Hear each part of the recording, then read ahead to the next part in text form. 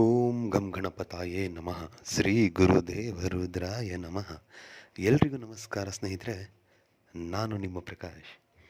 ಸ್ನೇಹಿತರೆ, ಇಂದು ನಾನು ನಿಮಗೆ ಕೇವಲ 24 ಗಂಟೆಯಲ್ಲಿ ಸಂಭೋಗ ವಶೀಕರಣ ವಿದ್ಯೆ ತಗೊಂಡು ಬಂದಿದ್ದೀನಿ ಸ್ನೇಹಿತರೆ.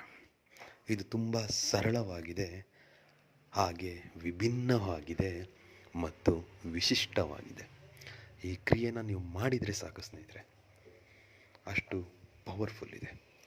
ಬನ್ನಿ ಅದರ ವಿಧಿ ವಿಧಾನ ತಿಳ್ಕೊಳ. ಅದಕ್ಕೂ ಮುಂಚೆ ನನ್ನ ಚಾನಲ್ನ ಸಬ್ಸ್ಕ್ರೈಬ್ ಮಾಡಿಲ್ಲ ಅಂದರೆ ಸಬ್ಸ್ಕ್ರೈಬ್ ಮಾಡಿ, ಲೈಕ್ ಮಾಡಿ, ಶೇರ್ ಮಾಡಿ, ಹಾಗೆ ಬೆಲ್ ಐಕಾನ್ ಬಟನ್ ಪ್ರೆಸ್ ಮಾಡೋದನ್ನ ಮರಿಬೇಡಿ. ಏಕೆ ಅಂದರೆ ಮುಂದೆ ನಾನು ಏನು ವೀಡಿಯೋಸ್ ಬಿಡ್ತೀನಿ ಅದು ಎಲ್ಲರಿಗಿಂತ ಮುಂಚೆ ನಿಮಗೆ ಬಂದು ಸೇರುತ್ತೆ.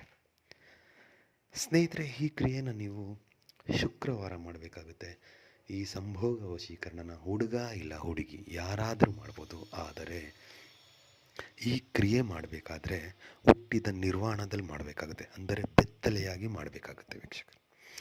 ಈ ಕ್ರಿಯೆನ ನೀವು ಉತ್ತರ ದಿಕ್ಕಿಗೆ ಮುಖ ಮಾಡಿ ಕುಳಿತುಕೊಂಡು ಶುಕ್ರವಾರ ಯಾವಾಗ ಬೇಕಿದ್ದರೂ ಮಾಡ್ಬೋದು.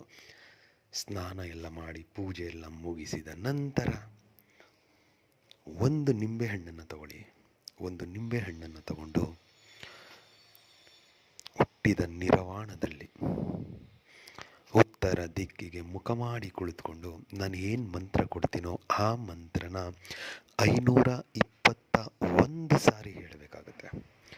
521 ಸಾರಿ ಹೇಳಾದಮೇಲೆ ಆ ಮಂತ್ರ ಪಠನೆ ಮಾಡಬೇಕಾದ್ರೆ ಆ ನಿಂಬೆಹಣ್ಣು ನಿಮ್ಮ ಬಲಗೈಯಲ್ಲೇ ಇರಬೇಕು. ಬಲಗೈಯಲ್ಲಿ ಇಟ್ಕೊಂಡು ಮಂತ್ರ ಪಠನೆ ಮಾಡಿ, ಮಂತ್ರ ಪಠನೆ ಎಲ್ಲ ಮುಗಿದ ಮೇಲೆ ಆ ನಿಂಬೆಹಣ್ಣನ್ನು ನೀವು ತೆಗೆದು ಜೋಪಾನದಲ್ಲಿ ನೆಲದ ಮೇಲೆ ಇಡಬೇಡಿ, ಎಲ್ಲಾದರೂ ಮೇಲ್ಗಡೆ ಇಡಿ. ಸಜ್ಜ ಆಗ್ಬೋದು, ಇಲ್ಲಾಂದರೆ ಏನಾದರೂ ಒಂದು ಮೇಲ್ಗಡೆ ಇಡಿ, ನೆಲಕ್ಕೆ ಟಚ್ ಆಗಬಾರ್ದು. ಆ ನಿಂಬೆಹಣ್ಣನ್ನು ರಸನ ಅವರಿಗೆ ಕುಡಿಸ್ಬೇಕಾಗತ್ತೆ. ನೀವು ಜ್ಯೂಸ್ ಮಾಡಿ ಕುಡಿಸ್ತೀರೋ, ಇಲ್ಲ ಲೆಮನ್ ರೈಸ್ ಅದಕ್ಕೆ ಕೊಡ್ತೀರೋ, ಇಲ್ಲ ಊಟಕ್ಕೆ ಯಾವ ರೀತಿನಾದ್ರೂ ಒಟ್ಟಿನಲ್ಲಿ ಅವರಿಗೆ ಅದನ್ನು ಕೊಡಿ. ಆದರೆ ಈ ಕ್ರಿಯೆ ಮಾಡುವಾಗ ಮದ್ಯಪಾನ, ಧೂಮಪಾನ ಎರಡೂ ಮಾಡಿರಬಾರ್ದು.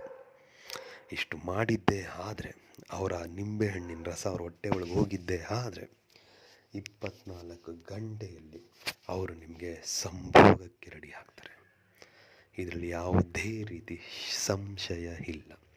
ಮಾಡಿ ಖಂಡಿತ ಆಗುತ್ತೆ. ನಮಸ್ಕಾರ, ಎಲ್ಲರಿಗೂ ಮಂಗಳವಾಗಲಿ.